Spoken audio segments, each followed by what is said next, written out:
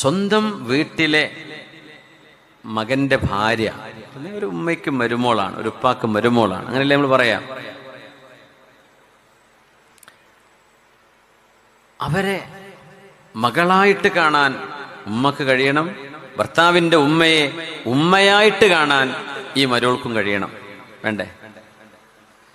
ഇതില്ലെങ്കിൽ നിങ്ങൾ കല്യാണം കഴിക്കേണ്ട, ദയവ് ചെയ്ത്. മക്കളെ കൊണ്ട് കല്യാണം കഴിപ്പിക്കും വേണ്ട പൊന്നാരന്മാർ. നിങ്ങൾ ഈ പോക്കും പകയും ഈ അമ്മായിമ്മ പോരും കാട്ടാനാണ് തീരുമാനമെങ്കിൽ എന്തിനാ മക്കളെ കൊണ്ട് കല്യാണം കഴിപ്പിക്കണേ? ആ പെൺകുട്ടിന്റെ ജീവിതം എന്തിനാ നിങ്ങൾ കൊളാക്കണേ?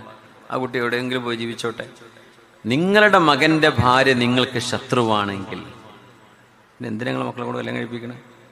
ആ കല്യാണത്തിന്റെ വളർച്ച ചോറ് കൊടുക്കണില്ല മനുഷ്യന്മാർക്ക് എന്തിന്? പിന്നെ ഫുള്ള് മരണം വരെ ശത്രുത കാണിച്ച് ജീവിക്കാനോ? ക്ഷമ എന്ന് പറഞ്ഞ സംഗതി ഇല്ല എന്ന് മാത്രമല്ല, സ്വന്തം മരുമക്കളിൽ അവർക്ക് ദുരന്തം വരണം